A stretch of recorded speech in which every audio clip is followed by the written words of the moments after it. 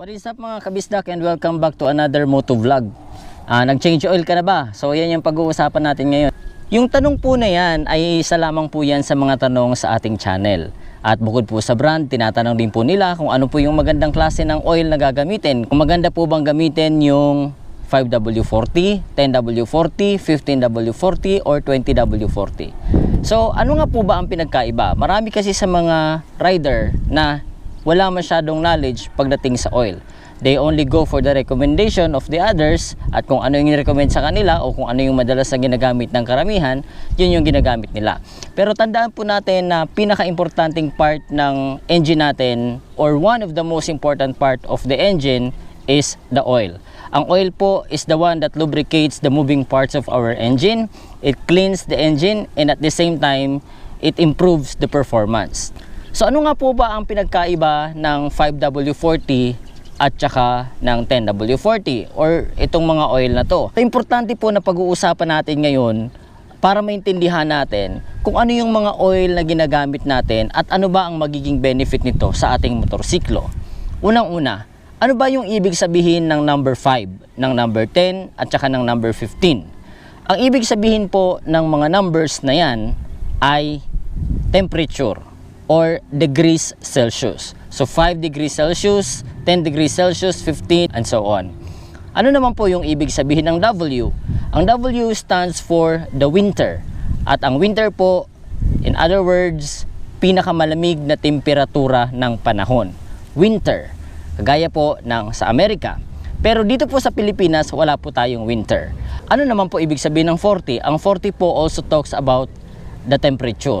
So, kapag sinabi po nating 5W40, 10W40, 15W40, 20W40, bakit pare-parehas sila na 40? Ibig sabihin, pag mainit na po yung makina, pare-parehas na sila ng performance. Nagkakaiba lamang po kapag sa unahan, 5, 10, 15, 20, habang nag-i-start up yung iyong makina.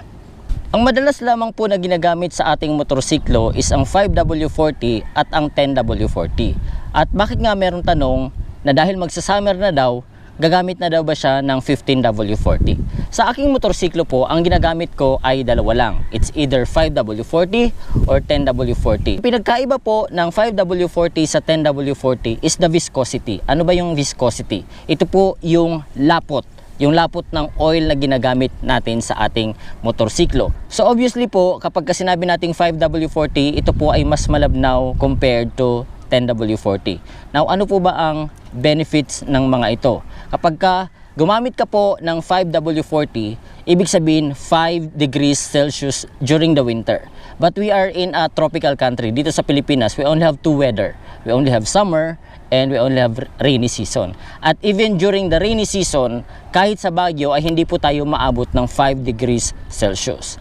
So, kung titingnan po natin yung recommendations ng ating mga manuals, that is why very important na alam po natin yung recommendations ng ating mga manufacturer.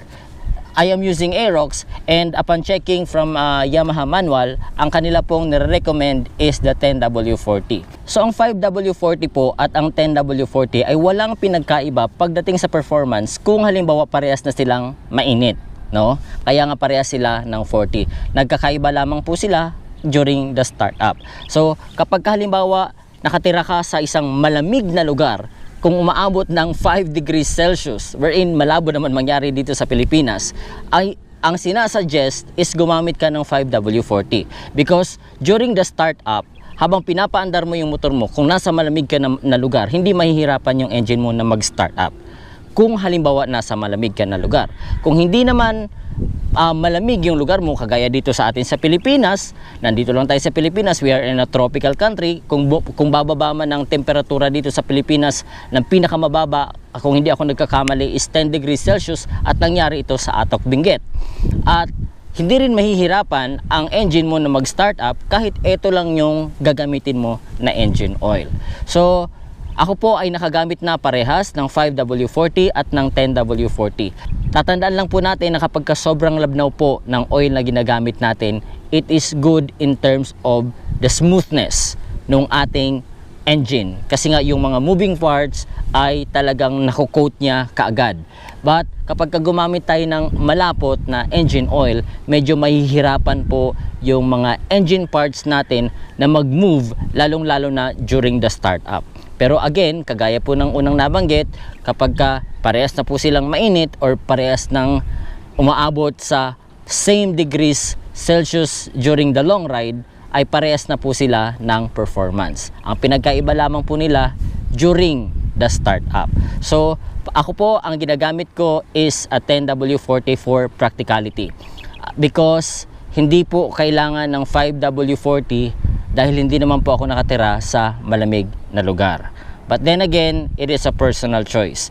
And I am also following the manual kasi ito po yung sinasabi ng manual. So I have to follow the manual because they know better than me. So yun po yung aking ginagamit. Kaya sa mga nagtatanong po kung ano po ba yung talaga na dapat ginagamit pagdating sa motorsiklo ninyo, anong klaseng motorsiklo man yan, you have to check your manual. Pero kung ako po sa inyo, kung hindi naman po kayo nakatira sa malamig na lugar kagaya na po ng Baguio or ng Atok Benguet at ng iyang area na yan doon, you can just use the 10W40. You can disregard the 5W40. Kaya po mas mahal ang 5W40 kasi nga po during the startup talagang okay siya. Pero kapag ka nasa mainit na, pare-pares na po sila ng performance. So I hope nakatulong itong video na to at kapag ka nagpa-change oil ka, magpasama ka para hindi ka pinagdududahan. So yun lamang po sa video na to. Maraming salamat sa panonood at kung meron kang nakuha, please don't forget to subscribe and click the bell button para ma-notify ka kung meron pa tayong mga bagong upload. This is JD of Bisayda Komodo Vlog. Palagi po nagpapaalala, ride safe po sa ating lahat and God bless.